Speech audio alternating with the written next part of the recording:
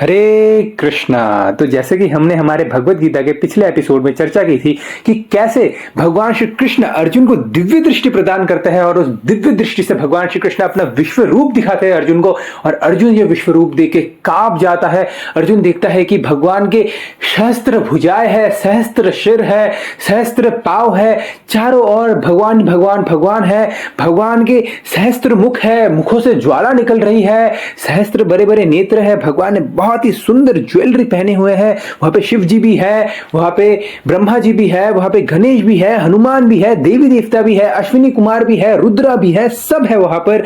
सारे असुर भी है, राक्षस भी है, गंधर्व भी है, देवता भी है, इंद्र भी है, सब वहां पर मौजूद है इस भगवान के विश्व रूप में, यूनिवर्सल फॉर्म में। और ये विश्व रूप देख के अर्जुन वहां पर डर जाता है। फिर अर्जुन भगवान से प्रार्थना करता है कि हे प्रभु, आप मुझे क्षमा कर दीजिए मेरी गलतियों के लिए, कि मैं कभी कभी बीच बीच में आपको अपना सखा मान के आपके साथ मजाक कर देता था, उसके लिए आप मुझे क्षमा कर दीजिए, मैं आपको पहचान नहीं पाया। अर्जुन फिर भगवान श्री कृष्ण कहते हैं कि हे अर्जुन, तुम बिना डरे युद्ध करो, विजय तुम्हारी ही निश्चित होगी। सब मर जाएंगे, सिर्फ तुम 5 पांडव ही बच जाओगे। तुम एक निमित्त मात्र हो अर्जुन, निमित्त मात्र भव सव्यसाची, तुम एक इंस्ट्रूमेंट हो।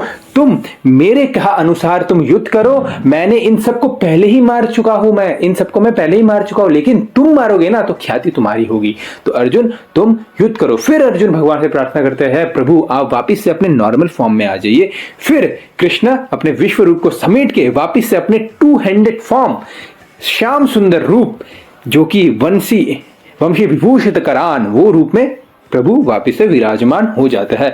फिर भगवान श्री कृष्ण अर्जुन को कहते हैं कि मेरा ये जो 2 हैंडेड फॉर्म है ना, एज कृष्ण, ये ज्यादा स्पेशल फॉर्म है अर्जुन, ये सब लोग नहीं देख पाते। इस फॉर्म को सिर्फ भक्ति के द्वारा ही देखा जा सकता है। फिर यहां पर क्या होता है, 11 चैप्टर खत्म हो जाता है। फिर भगवान आते हैं 12 चैप्टर में। फिर अर्जुन पूछते हैं भगवान श्री कृष्ण से कि आपका जो ये फॉर्म है, ये 2 हैंडेड फॉर्म, ये भक्ति के द्वारा देखा जा सकता है ना भगवान? अच्छा भगवान, भला ये भक्ति कैसे की जाती है, ये भक्ति होती कैसे है? फिर अर्जुन भगवान से पूछते हैं, एवं सत्ययुक्तम ते भक्तस्त्वं प्रयुपासते ये चापि अक्षरम अव्यक्तम तेषां के योग वित्तमः। अर्जुन पूछते हैं, जो आपकी सेवा में सदैव तत्पर रहते हैं या जो अव्यक्त निर्विशेष ब्रह्म की पूजा करते हैं, इन दोनों में से किसे अधिक पूर्ण या सिद्ध माना जाए? अब यहां पर अर्जुन क्वेश्चन करते हैं कृष्ण से कि यहां पर 2 तरह के उपासक है। एक तो है जो कि निराकार की पूजा करते हैं, और एक है जो कि भगवान के रूप को मानते हैं, भगवान की रूप की पूजा करते हैं। जैसे कि हम लोग है वैष्णव, हम लोग भक्त है, तो जो भक्त होते हैं वो लोग भगवान की रूप की पूजा करते हैं, as Krishna, as Ram, as Narasimha.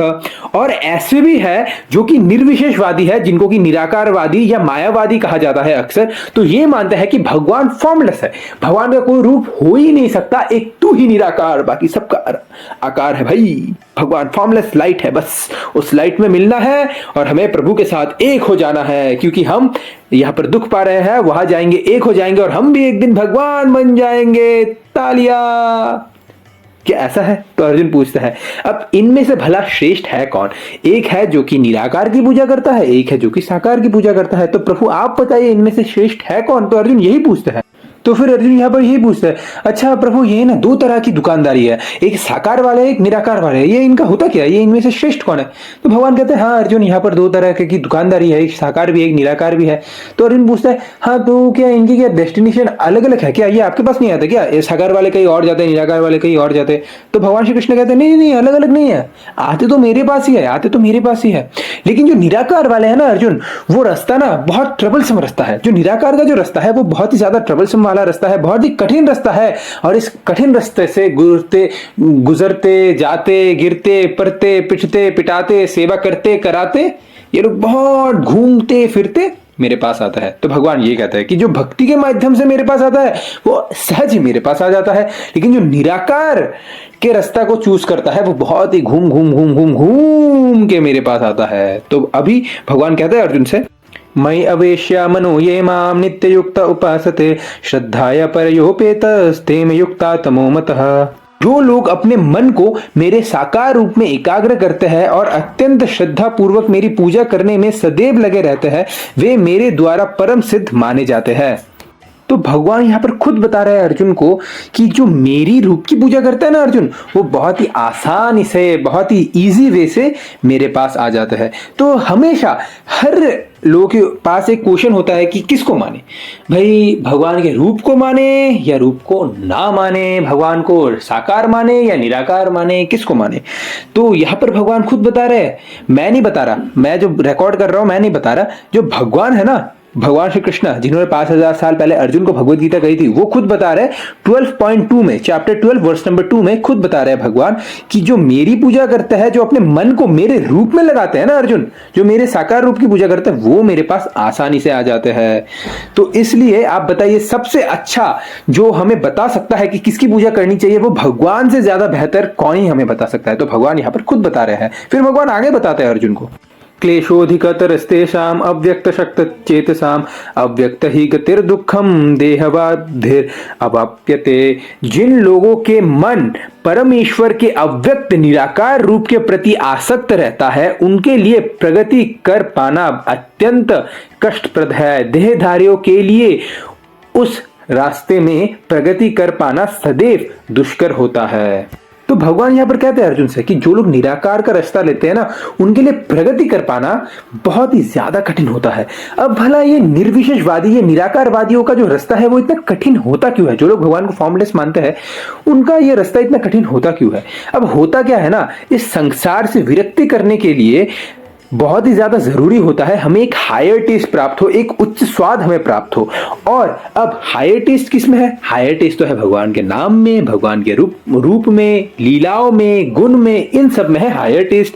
लेकिन अब जो ये निराकारवादी है, वो तो भगवान के नाम रूप गुण लीला में मानते नहीं है, क्योंकि भगवान तो फॉर्मलेस है। अब जो फॉर्मलेस है उसका ना नाम होगा, उसका ना गुण होगा, उसका ना रूप होगा, उसका ना लीला होगा, तो वो लोग भगवान के नाम रूप गुण लीला में तो मानते नहीं है, क्योंकि उनके लिए भगवान फॉर्मलेस है। अब जो निराकारवादी है उसका क्या होता है, वो संघर्ष करते रहता है अपने इंद्रियों से, क्योंकि उसको हायर टेस्ट मिलता नहीं है। हायर टेस्ट किसमें है? भगवान के नाम रूप गुण लीला में। तो वो इसको मानता नहीं है, तो इसलिए क्या होता है, उसको कोई हायर टेस्ट मिलता नहीं है, और वो इस जगत के इंद्रियों से वो संघर्ष करते रहता है। नहीं नहीं नहीं, ये नहीं करना, ये गलत है, ये गलत है, ये गलत है, ऐसे गलत करते रहते हैं। अच्छा तो बता दो सही क्या है? सही का हमको पता नहीं। अब ये गलत है करते रहते हैं, और सही क्या है वो इनको पता होता नहीं है। तो इसलिए ये जो निराकारवादियों का जो रास्ता है ना, इसलिए ये कठिन होता है, क्योंकि इनके पास कोई हायर टेस्ट होता नहीं है अपने लोअर टेस्ट को ओवरकम करने के लिए, और ये बीच में पड़े रहता है, क्योंकि निचला स्वाद इनको चाहिए नहीं और ऊपर के स्वाद के बारे में उनको पता है नहीं, तो इसलिए ये बीच में पड़े रहते हैं। और जो बीच में पड़ा रहता है वो किसी ना किसी दिन दब के नीचे गिर ही जाता है। तो निराकारवादियों के साथ भी ऐसा ही होता है, क्योंकि गिद्ध कितना भी ऊपर क्यों ना उड़ जाए, वो मांस खाने के लिए नीचे ही आता है। तो ये लोग गलत है करते रहते हैं, एक दिन फ्रस्ट्रेटेड होके गलत काम ही कर बैठते हैं। ये निराकारवादी बहुत ही ज्यादा 0.001% ऐसे निराकारवादी होते हैं जो कि सक्सेसफुल हो पाते हैं इस पाथ में। लेकिन जो भक्त होता है ना, उसके लिए भक्ति करना, भक्ति में प्रगति करना बहुत ही ज्यादा आसान होता है, और वो सेंस ग्रेटिफिकेशन से आराम से दूर जा सकता है, इंद्रिय तृप्ति से आराम से दूर जा सकता है। क्यों? क्योंकि उसके पास तो कृष्ण है, आई हैव कृष्णा। कृष्ण का नाम भी है, कृष्ण का गुण भी है, कृष्ण का रूप भी है, कृष्ण की लीलाएं भी है। अब क्योंकि भक्त के पास कृष्ण के रूप रंग है, तो जिसके पास कृष्ण के रूप रंग है, तो कृष्ण के रूप रंग के आगे तो संसार के रूप रंग तो फीके पड़ेंगे ही पड़ेंगे ना। तो इसलिए भक्ति करना निर्विशेषवादियों के रास्ते से बहुत ही ज्यादा इजी होता है, और इस रास्ते से, भक्ति वाले रास्ते से हम आराम से भगवान के पास आ सकते हैं। तो इसलिए जो होता है ना, ये जो निर्विशेषवादी होता है ना, इसलिए इनके रास्ते बहुत ही ज्यादा कठिन हो जाते हैं, क्योंकि इनके पास कोई हायर टेस्ट नहीं है, कोई पॉजिटिव अट्रैक्शन नहीं है इस संसार के नेगेटिव अट्रैक्शन को निगेट करने के लिए। वो लोग सिर्फ विरक्ति विरक्ति विरक्ति, त्यागो त्यागो त्यागो, सब त्यागो। ठीक है, सब त्याग दिया तो पकड़ेंगे किसको? पकड़ना किसी को नहीं है, बस त्यागते रहो। तो इसलिए वो लोग किसी ना किसी दिन त्याग करते करते खुद को ही त्याग कर देते हैं। तो ऐसा होता है निराकारवादियों के साथ। तो भगवान कहते हैं अर्जुन से कि ये साकार वाले भी मेरे पास आते हैं, ये निराकार वाले भी मेरे पास आते हैं, लेकिन ये जो निराकारवादियों का जो रास्ता है ना, वो बहुत ही कठिन रास्ता है, और बहुत कठिनाई के माध्यम से भी ये मेरे पास आता है। अब बेसिकली क्या होता है ना, निराकारवादी क्या है ना, ब्रह्म ज्योति तक पहुंच जाते हैं, ब्रह्म ज्योति तक पहुंच जाते हैं। लेकिन ब्रह्म ज्योति में क्या है ना, ब्रह्मानंद है, लेकिन उसमें रस नहीं है।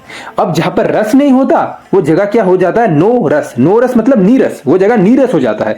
तो अब क्योंकि वहां पर रस नहीं है तो क्या होता है, वो वापस से जहां पर नीरस है तो रस का आस्वादन करने के लिए वापस से वो संसार पे आ जाता है। जैसे देखा है ना, गिद्ध कितना भी ऊपर क्यों ना उड़ जाए वो मांस खाने के लिए नीचे ही आता है। सेम निराकारवादियों के साथ भी होता है, वो लोग ब्रह्मानंद तक तो पहुंच जाते हैं लेकिन क्योंकि वहां पर रस का आस्वादन नहीं कर पाते तो वापस से नीचे आ जाते हैं वो लोग।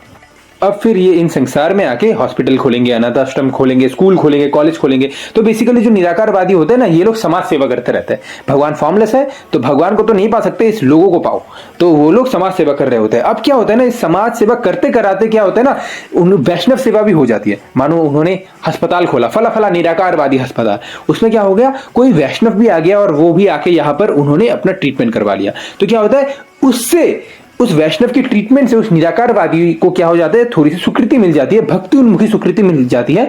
तो उसके माध्यम से उसका जो भक्ति का रास्ता है वो प्रारंभ हो जाता है। तो इसलिए भगवान कहते हैं ये जो निराकार वाला जो रास्ता है ना, ये बहुत ही ज्यादा ट्रबलसम रास्ता है। और जो देह से बहुत ही ज्यादा आसक्त है ना, जो कि बॉडी, अपनी बॉडी से बहुत ही ज्यादा आसक्त है, उसके लिए ये निराकारवादियों का रास्ता तो बिल्कुल भी प्रैक्टिकल नहीं है, क्योंकि सब कुछ त्यागना पड़ेगा।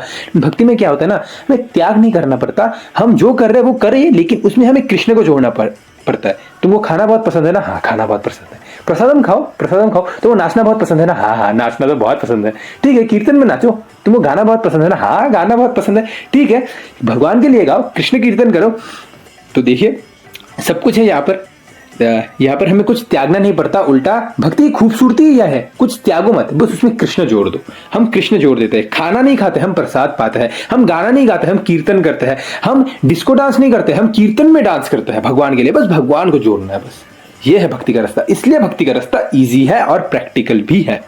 फिर अर्जुन पूछते हैं अच्छा ये साकार वालों का क्या होता है, तो भगवान कहते हैं अच्छा ये साकार वाले, इनके लिए तो ये रास्ता बहुत ही ज्यादा इजी होता है। वो क्या होता है ना, वो लोग मेरी भक्ति वगैरह करते हैं, तो मेरी भक्ति वगैरह करते हैं तो इसके लिए उनको मेरी कृपा प्राप्त होती है, और क्योंकि उनके मेरी कृपा प्राप्त होती है तो उस कृपा से उनके सारे ऑब्स्टिकल्स, विघ्न वगैरह, सारे कष्ट वश सब मैं हर लेता हूँ। और जब मैं उनके सारे कष्ट वश हर लेता हूँ तब वो मेरे भक्ति करते करते वो क्या हो जाता है, वो तर जाता है, उनको मुक्ति प्राप्त हो जाती है संसार से। तो ये जो भक्ति वाला रास्ता है ना अर्जुन, ये बहुत ही ज्यादा शॉर्टकट रास्ता है। तो फिर अर्जुन पूछते हैं कि भगवान ये भक्त में ऐसा क्या खास बात है कि जो आपकी भक्ति करता है वो तुरंत आपके पास आ जाता है, उसको ज्यादा संघर्ष करना नहीं पड़ता, जो भक्ति करता है वो तुरंत आपके पास आ जाता है, ये भक्ति में इतना खास क्या है। तो भगवान कहता है अरे उसका मन मेरे में लग जाता है ना अर्जुन, इसलिए वो तुरंत मेरे पास आ जाता है। तो अल्टीमेटली अपने मन को लगाना है मेरे पास, ये करना चाहिए अर्जुन, उसका मन मेरे में लग जाता है। अच्छा, आपने मन लगाना चाहिए। अच्छा अच्छा प्रभु, अगर आपने मन ना लगा पाए तो भगवान कहते हैं अच्छा अगर तू मन ना लगा पा रहा है तो अपनी इंद्रियों को लगा ले। जो अपना मन लगा पा रहा है मुझमें उसे रागानुगा भक्ति कहते हैं, और जिसकी मन नहीं लग रही, सिर्फ इंद्रिया लग रही है, सेंसेस लग रही है, तो उसको वैधि साधना भक्ति कहते हैं। तो तू वैधि साधना भक्ति कर ले अर्जुन। अच्छा भगवान, अगर मैं वैदिक साधना भक्ति भी ना कर पाऊँ तो हम नहीं करना चाहते ये 16 माला, हम नहीं पढ़ना चाहते ये इस्कॉन के चक्कर में, हरे कृष्ण के चक्कर में, अरे अरे अरे ये लोग ब्रेन वॉश करते हैं, हम नहीं करना चाहते प्रभु। अगर हम वैदिक साधना भक्ति भी ना कर पाए तो भगवान कहता है अच्छा ठीक है, तो फिर थोड़ा मेरे लिए कुछ काम कर दिया कर, थोड़ा प्रसाद का बाल्टी यहाँ से वहां कर दिया कर, थोड़ा प्रसाद सर्व कर दिया कर, थोड़ा चंद्रा में बांट दिया कर, थोड़ा प्लेट्स धो दिया कर, थोड़ी सब्जी काट दिया कर, मेरे लिए थोड़ा काम कर दिया कर, थोड़ा फ्लोर साफ कर दिया कर, साफ सफाई, या फिर कुछ यहाँ से वहां करना, छत को नीचे, जमीन को ऊपर, ये सब कुछ कर दिया कर, मेरे लिए थोड़ा काम कर दिया कर। अच्छा ठीक है, ये कर लूंगा। अच्छा अगर प्रभु मैं ये भी ना कर पाऊँ तो ये सेवा वगैरह हम नहीं कर पाएंगे जी, दिस बीनीथ माय प्रेस्टीज। उफ, मेरा संसार में कितना नाम है और मैं यहाँ पर मंदिर में आकर मैं प्रसाद दे रहा हूँ लोगों को, मंदिर में आकर मैं बर्तन धो रहा हूँ, मैं सब्जी काट रहा हूँ, मेरा समाज में कितना नाम है, देखो सब लोग पहचानते हैं मुझे, और मैं मंदिर में नहीं नहीं नहीं नहीं प्रभु, ये सेवा वगैरह मेरे से नहीं हो गया, I am sorry, I am sorry. अच्छा ठीक है, तो फिर तेरे को जो करना है वो सब तू कर लिया कर, और कुछ अपना कर्म के फल को मेरे में अर्पित कर दिया कर, जो करना है तो कर ले, उनमें से कुछ फल मेरे को दे दिया कर। अच्छा प्रभु ये कर लूंगा प्रभु, सिर्फ फल ही दूंगा, सब्जियां नहीं दूंगा, लेकिन सिर्फ फल दूंगा आपको, सब्जियां नहीं दूंगा। अच्छा प्रभु, अगर कोई ये भी ना कर पाए तो, अगर कोई आपको अपने कर्म के फल भी ना दे पाए तो, तब प्रभु कहते हैं ठीक है, फिर कभी कभी तू एक काम कर, मेरे बारे में थोड़ा सुन लिया कर, थोड़ा क्या कर, मेरे बारे में थोड़ा सुन लिया कर। कभी अगर मंदिर जाओ तो अगर किसी भक्त से मिलो, तुम कहीं पर भी किसी भक्त से मिलो या मंदिर जाओ तो उनसे थोड़ा सा मेरे बारे में सुन लिया कर। हाँ प्रभु ये मैं कर लूंगा, मैं आपके बारे में सुन लूंगा, ये तो हो जाएगा। तो जो मेरे बारे में सुनेगा वो अपने कर्म के फलों को भी मुझ में अर्पित करेगा, जो अपने कर्म के फलों को मुझे में अर्पित करेगा वो मेरी सेवा भी करेगा, जो मेरी सेवा करेगा वो वैदिक साधना भक्ति भी करेगा, 16 माला जब भी करेगा, और जो भक्ति करेगा, वैदिक साधना भक्ति करेगा, उसका मन एक दिन न एक दिन मेरे में लग जाएगा। तो ये खास बात होती है भक्त के अंदर। फिर अर्जुन पूछता है, अच्छा भगवान, ये जो भक्त होता है ये बहुत स्पेशल होते हैं आपके लिए आपके भक्त बहुत ज्यादा स्पेशल होते हैं। अच्छा आप जरा बताइए इनके लक्षण क्या क्या होते हैं? ये ऐसे तो भक्त कोई भी हो सकता है ना, बाहर से धोती कुर्ता पहन के तो भक्त कोई भी हो सकता है, लेकिन अंदर से वो भक्त बना कि नहीं बना ये तो आप बताइए, उनके लक्षण क्या क्या होते हैं? क्योंकि धोती कुर्ता पहन के तो कोई भी भक्त हो सकता है, 150 रुपए की कुर्ता, 200 रुपए की धोती, 40 रुपए की कंठी, 10 रुपए का तिलक, 500 रुपए में रेडीमेड भक्त आपके पास मौजूद है। 500 रुपए में आपको रेडीमेड भक्त बना के हम दे सकते हैं। लेकिन ये तो आप बाहरी दृष्टिकोण से आप भक्त बन रहे हैं ना। तो अर्जुन पूछते हैं आप अंदर के लक्षण बताइए ना, उसका चाल स्वभाव, उसका बोल चाल कैसा होगा, उसको उठना बैठना कैसा होगा, उसका डे टू डे लाइफ में वो क्या करेगा कि वो भक्त है। एक भक्त क्या करता है और एक सामान्य व्यक्ति क्या करता है, तो आप थोड़े भक्त के लक्षण बताइए। फिर भगवान अर्जुन को भक्त के लक्षण बताते हैं। तो वाकई में कोई तरीका है क्या भगवान जिससे पता चले कि ये वाकई में भक्त है, बाहर से भक्त नहीं है, अंदर से भी भक्त है? तो भगवान कहते हैं हाँ, भक्त तो मुझे बहुत प्रिय होते हैं और मेरे भक्त के कुछ लक्षण भी होते हैं। सबसे पहला लक्षण है he is friendly to all. सबको वो अपना मित्र मानता है, वो सबका मित्र होता है, सबको मित्र की तरह मिलता है वो। और क्योंकि सबको वो मित्र की तरह मिलता है, सबको अपना मित्र मानता है, इसलिए वो किसी से द्वेष नहीं करता, ईर्ष्या नहीं करता, क्योंकि वो सबको अपना मित्र की तरह देखता है। अच्छा अच्छा प्रभु, वो सबके साथ ऐसे मित्रता कैसे रख लेता है? तो भगवान कहते हैं अरे उसके अंदर स्वामित्व की भावना नहीं होती ना, क्योंकि उसके अंदर स्वामित्व की भावना नहीं होती इसलिए वो सबके साथ मित्रता लग रहता है। वो कभी ये नहीं सोचता मैं बॉस हूं तू मेरा दास है, मैं बॉस तू दास, मैं बॉस तू दास, मैं तुझसे बड़ा हूं तू मुझसे छोटा है। ये स्वामित्व की भावना उसके अंदर होती ही नहीं है कि मैं कुछ हूं, ऐसा वो खुद को मानता ही नहीं है, इसलिए वो सबको मित्र की तरह देखता है और सब उसके मित्र हो जाते हैं। अच्छा उसके अंदर स्वामित्व की भावना नहीं है। अच्छा उसके अंदर स्वामित्व की भावना नहीं है, इसका क्या मतलब हुआ? तो भगवान कहते हैं इसका ये मतलब हुआ कि इसके अंदर अहंकार नहीं है ना, क्योंकि जिसके अंदर स्वामित्व की भावना है, जिसके अंदर ये है कि मैं भी कुछ हूं, जो ये मानता है कि मैं ही कुछ हूं, उसके अंदर अहंकार आ जाता है। तो उसके अंदर अहंकार नहीं होता ना, क्योंकि उसके अंदर अहंकार नहीं होता इसलिए उसके अंदर स्वामित्व की भावना भी नहीं होती। अच्छा उसके अंदर अहंकार नहीं होता। अच्छा प्रभु ये कैसे पता करेंगे कि किसी के अंदर मिथ्या अहंकार नहीं है, अहंकार नहीं है, ये कैसे पता करेंगे? तो भगवान कहते हैं वो ना मेरा जो भक्त होता है वो सुख में भी संभाव रहता है और दुख में भी सहज रहता है, संभाव रहता है। वो सुख में कभी हिलता नहीं है, दुख में कभी झंझोर कर गिर नहीं जाता। तो वो सुख में कभी ये नहीं करता रॉकिंग मैन रॉकिंग ये रॉकिंग, और दुख में कभी ये नहीं करता, दुख में वो रॉक सर पे मार रहा होता है, ये सब नहीं करता। वो सुख में रॉकिंग और दुख में रॉक सर पे मारता होता है, ये सब वो नहीं करता। इसलिए वो सुख दुख में भी संभाव रहता है, इसलिए उसके अंदर अहंकार मिथ्या अहंकार नहीं होता। अच्छा वो सुख दुख में संभाव रहता है, ये कैसा होता है प्रभु? तो भगवान कहते हैं वो सुख को भी सहन कर लेता है और दुखों को भी वो सहन कर लेता है। अब हम सोचते हैं कि दुख सहन करना, हाँ चलो ये चीज सही है, प्रभु ने कहा है कि दुख को सहन करना चाहिए, क्योंकि दुख को सहन नहीं करेंगे तो डिप्रेशन में चले जाएंगे। लेकिन सुख को क्यों सहन करना चाहिए? सुख तो अच्छा है ना, सुख मिल रहा है भाई, अच्छा बात है, हैप्पीनेस यार, इसको क्यों सहन करे? भगवान हैप्पीनेस को सहन करने के लिए इसलिए बोल रहे हैं क्योंकि हैप्पीनेस में हम कभी कभी ऐसे कदम उठा लेते हैं बाद में जाके उसके लिए हम रिग्रेट करते हैं। इसलिए हैप्पीनेस को, सुख को भगवान सहन करना कहते हैं। और सुख ज्यादा आ जाए ना, अगर हम उसको सहन ना कर पाए तो हम अपने लक्ष्य में टिके नहीं रह सकते। मान लो मैं कोई चैंपियनशिप जीत के आ गया, मैं कोई चैंपियनशिप में गया और मैं वो चैंपियनशिप जीत लिया। अब उस सुख को अगर मैं हैंडल ना कर पाऊं और मैं ये पार्टी मैन पार्टी ये सब करते करते अगर मैं अपना हेल्थ खराब कर लूं तो नेक्स्ट टाइम जो चैंपियनशिप होगा वो मैं जीत नहीं पाऊंगा, उसमें मैं हार जाऊंगा। इसलिए प्रभु कहते हैं कि सुख में भी संभाव रहना है और दुख में भी संभाव रहना है। तो प्रभु कहते हैं जो भक्त होता है ना वो सुख को भी सहन कर लेता है, दुख को भी सहन कर लेता है। मान लो कुछ उसके साथ कुछ अच्छा हो गया तो वो कहता है भाई प्रभु की इच्छा है, प्रभु कितने दयालु है। और कुछ बुरा हो गया तो अरे अरे हरि बोल, जो होता है अच्छे के लिए होता है, प्रभु कुछ ना कुछ तो है जो प्रभु मेरे से करवाना चाहते हैं, इसलिए प्रभु ने ये दुख दिया है ताकि इस जगत से मैं आसक्त रह सकूं। चलो प्रभु आपका ही शुक्रिया। तो वो सुख में भी प्रभु को थैंक यू बोलता है, दुख में भी प्रभु को थैंक यू बोलता है। ये है उसका लक्षण। जो मेरा भक्त होता है ना वो बहुत ही ज्यादा सहिष्णु होता है। अच्छा तो सहिष्णु होता है वो। अच्छा जो सहिष्णु होता है तो उसको तो बहुत ज्यादा दुख होते होंगे ना, कष्ट होते होंगे, कभी इसको सहन करो कभी उसको सहन करो, अरे अरे अरे सिर्फ सहन करो सहन करो। तो भगवान कहते हैं ना ना ना ना अर्जुन, वो संतुष्ट होता है, वो बहुत संतुष्ट होता है, इसलिए वो सहन कर पाता है। जो संतुष्ट होता है ना वो सहन कर लेता है। दुख है तो भी संतुष्ट है, सुख है तो भी संतुष्ट है, तो वो दोनों भाव में वो संतुष्ट रहता है। अच्छा प्रभु इसका रिजल्ट क्या होता है अगर वो सुख में भी संतुष्ट है और दुख में भी संतुष्ट है? तो प्रभु कहते हैं इसका रिजल्ट होता है कि वो आत्मसंयम हो जाता है, उसके अंदर धैर्य हो जाता है, पेशेंस आ जाता है और वो आत्मसंयम रह पाता है, वो आत्मसंयम हो जाता है अगर वो सुख में और दुख में संतुष्ट रहता है। तो इतना कुछ हो जाता है प्रभु उसके साथ, ये सब कैसे कर लेता है वो? तो भगवान कहते हैं जो मेरी भक्ति में संलग्न होता है ना इसलिए वो कर लेता है, जो मेरी भक्ति में संलग्न हो जाता है इसलिए वो ये सब कर लेता है, सहन कर लेता है।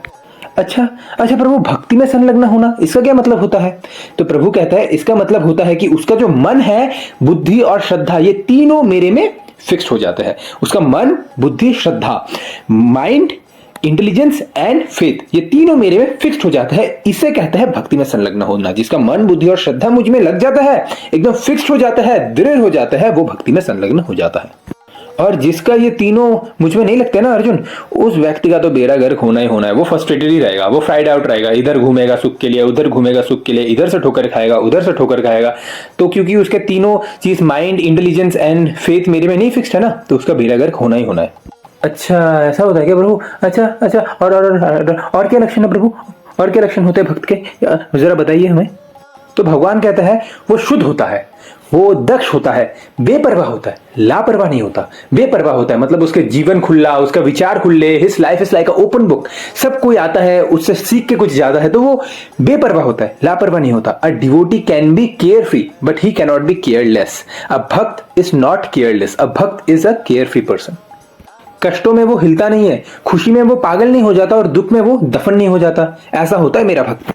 संसार में शुभ हो अशुभ हो, वो यही देखता है कि ये शुभ अशुभ ये तो ड्रामेबाजी संसार में चलती रहेगी। सबसे ज्यादा शुभ तो मेरे ठाकुर जी है, मेरे श्याम सुंदर सबसे ज्यादा शुभ है। तो मेरे लिए जो शुभ है वो अशुभ है, ये तो चलता रहेगा संसार में, लेकिन मेरे लिए जो शुभ है वो तो मेरे ठाकुर जी है, वो ये देखता है। जैसे एक बार प्रभुपाद जी के पास एक एस्ट्रोलॉजर आए और उस एस्ट्रोलॉजर ने आके पूछा कि ये आपका जो मंदिर जो है वो वास्तुशास्त्र के हिसाब से नहीं बना हुआ।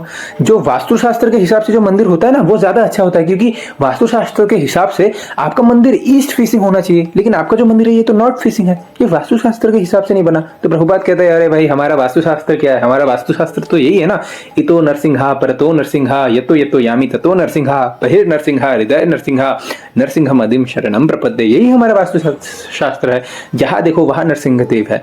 तो अगर नरसिंह देव हर तरफ हो तो क्या नेगेटिव एनर्जी अंदर आ सकती है क्या? नहीं आ सकती। तो प्रभुपाद जी ने यही कहा कि जो शुभ है ना वो तो मेरे प्रभु है। तो जो भक्त होता है अगर उसके साथ कुछ शुभ होता है तो वो यही कहता है धन्यवाद जी, धन्यवाद, बहुत बहुत धन्यवाद। अगर कुछ अशुभ होता है एक भक्त के साथ तो वो कहता है अब कुछ जो होना है वो तो होगा ही, हम तो नहीं रोक सकते ना, सब प्रभु की कृपा है, चलो हरि बोल, जो होना था हो गया। अब जैसे जो आंध्र प्रभु थे ना, आंध्र प्रभु शालिग्राम शिला की पूजा क्या करते थे, और आंध्र प्रभु के पास दो तरीके की शालिग्राम शिला थी। एक्चुअली शास्त्र बताते हैं जो शालिग्राम शिला गंडकी नदी के अंदर पाई जाती है ना, उसकी पूजा अर्चना करनी चाहिए, लेकिन जो शालिग्राम शिला गंडकी नदी के बाहर पाई जाती है उसकी पूजा अर्चना नहीं करनी चाहिए, क्योंकि जो गंडकी नदी के बाहर पाई जाती है ना उसकी पूजा अर्चना करने से तबियत खराब होती है, रोग लगते हैं, तबियत हेल्थ ज्यादा ठीक नहीं रहती। इसलिए जो गंडकी नदी के अंदर होती है शालिग्राम शिला उसकी पूजा करनी चाहिए। लेकिन जो आंध्र प्रभु थे उनके पास दो तरीके के शालिग्राम शिला थे, एक जो गंडकी नदी के अंदर थे और एक जो गंडकी नदी के बाहर थे, वो दोनों की ही पूजा अर्चना करते थे। तो एक भक्त ने कहा कि आपको जो गंडकी नदी के अंदर है उसकी आप पूजा कीजिए, लेकिन जो गंडकी नदी के बाहर है ना उसकी पूजा मत कीजिए, आपकी तबियत खराब होगी, आपका हेल्थ ठीक नहीं रहेगा। और आंध्र प्रभु का हेल्थ भी ठीक नहीं रहता था क्योंकि वो दोनों की पूजा करते थे। तो आंध्र प्रभु ने उस भक्त को यही कहा कि मैं तो दोनों की ही पूजा करूंगा क्योंकि दोनों ही मेरे प्रभु हैं, और अगर मेरा तबियत खराब भी होगा ना इसकी पूजा करके तो मुझे कोई आपत्ति विपत्ति नहीं है, क्योंकि तब मुझे यही स्मरण होगा कि मेरे प्रभु के वजह से मेरा तबियत खराब हुई है। तब मेरी तबियत खराब होने का रीजन भी कौन होगा? मेरे प्रभु। तो तबियत जब मेरा खराब होगा तब भी मैं अपने प्रभु को स्मरण करूंगा, तो इससे अच्छा शुभ मेरे जीवन में और क्या ही हो सकता है। तो ये कहा इंद्र प्रभु ने। तो ऐसा होता है भक्त, वो शुभ अशुभ नहीं देखता, वो बस देखता है कि कैसे प्रभु की सेवा हो सकती है, बस। फिर भगवान आगे कहता है कि मेरा जो भक्त होता है वो मित्र और शत्रु दोनों को समान देखता है। वो बोलता है क्या मित्र और शत्रु जी? वही है मेरे सब कुछ। तुम्हेव माता च पिता तुम्हेव बंधु च सखा तुम्हेव विद्या च द्रवणम तुम्हेव सर्वम मम देव देव। तो मित्र और शत्रु की वो परवाह नहीं करता। अब क्योंकि वो मित्र और शत्रु की वो परवाह नहीं करता इसलिए वो मान सम्मान की भी चिंता नहीं करता। क्योंकि वो मित्र शत्रु की परवाह नहीं करता तो वो मान सम्मान की भी चिंता नहीं करता। अब भला ये मित्र ये शत्रु ये भला बांटता कौन है? इस संसार में हमारे मित्र ये है, ये मेरे शत्रु है, ऐसे बांटता कौन है? ये हमारा मन बांटता है। हमारा मन बोलता है कि ये मेरा शत्रु है और ये मेरा मित्र है। कौन शत्रु है? मेरा शत्रु कौन है? जो मुझे इंद्रिय तृप्ति करने में बाधा दे रहा है ना, जो मुझे सेंस ग्रेटिफिकेशन करने में बाधा दे रहा है, वो मेरा शत्रु है। और जो मुझे सेंस ग्रेटिफिकेशन अच्छे से करने दे रहा है वो मेरा मित्र है। तो ऐसे करके हमारा मन बांटता है। लेकिन वो क्या करता है? वो किसी को मित्र और शत्रु मानता ही नहीं है। जो अगर वो किसी को मित्र और शत्रु ना मानता है तो वो मान सम्मान की चिंता ही नहीं करता। तो ऐसा व्यक्ति जो कि भगवान को बहुत ही ज्यादा प्रिय होता है वो मित्र और शत्रु से परे होता है, गर्मी सर्दी के पी परे होता है, गर्मी और सर्दी दोनों को ही झेल लेता है। वो गर्मी में भी वो मंगल आरती आता है और सर्दी में भी वो मंगल आरती आता है। सर्दी में सॉक्स पहन के आता है, जैकेट पहन के आता है, टोपी पहन के आता है, लेकिन मंगल आरती आता है। अब ऐसा नहीं है कि सर्दी में सिर्फ रजाइया और गर्मी में सिर्फ मलाइया, ऐसा नहीं है। वो सर्दी और गर्मी दोनों में ही अपनी जिम्मेदारियां निभाता है। उसको कोई दूषित संगति दूषित नहीं कर पाती। मान लो कोई आ भी गया उसके पास, प्रभु आओ आओ, आपको मैं कुछ अंदर की बात बताता हूँ, आ जाओ। तो मान लो उसको कुछ अंदर की बात बताया, कुछ दूषित बात बताई उसको, तो वो यही कहेगा ये तो अंदर की बात नहीं है, ये तो आपकी अंदर की बात है, क्योंकि आप दूषित हो। तो उसको कोई दूषित संगति दूषित ही नहीं कर पाता। वो आत्मतुष्ट होता है, जो अपने आप से आ गया, जो नहीं आया, प्रभु की कृपा। और घर से अनासक्त होता है, भले ही घर में रहता हो लेकिन घर से अनासक्त होता है। कुछ लोग क्या होते हैं, घर से आसक्त होते हैं, नहीं मेरी पत्नी बुरा मान जाएंगे, मेरे बच्चे बुरा मान जाएंगे, मेरे माता पिता बुरा मान जाएंगे, अगर हम मंदिर आएंगे तो ये लोग बुरा मान जाएंगे, मेरे दोस्त बुरा मान जाएंगे, क्या कहेंगे, है तो अभी घंटा पीटेगा, तो अभी गंजा हो जाएगा, तो अभी कृष्ण कृष्ण करेगा। बुढ़ापे में होते ही ये सब। हाँ तो मेरे माता पिता बुरा मान जाएंगे, मेरी पत्नी बुरा मान जाएंगे, मेरे हस्बैंड बुरा मान जाएंगे अगर हम मंदिर आएंगे तो क्योंकि घर से बहुत ज्यादा आसक्त होता है, आसपास के लोगों से बहुत ज्यादा आसक्त होता है, तो इसलिए वो लोग साधु संघ के लिए बाहर नहीं आ पाते। लेकिन जो भक्त होता है वो घर से अनासक्त होता है, भले ही घर में क्यों ना रहता हो लेकिन घर से अनासक्त होता है, ज्ञान में दृढ़ रहता है और भक्ति को अपना लक्ष्य बनाता है। ऐसा होता है मेरा भक्त। तो इस 12th चैप्टर में भगवान सिर्फ यही बताते हैं कि ऐसा होता है, वैसा होता है, मेरा भक्त ऐसा होता है, मेरा भक्त वैसा होता है। ऐसा करते करते अपना भक्त के लक्षण बताते हैं 12th चैप्टर में भगवान श्री कृष्णा, और यहां पर जाके 12th चैप्टर खत्म होता है। तो आपके साथ हम लोग मिलेंगे नेक्स्ट वीडियो में। Hare Krishna, thank you very much for watching. Hare Krishna Krishna Hare Hare Hare Ram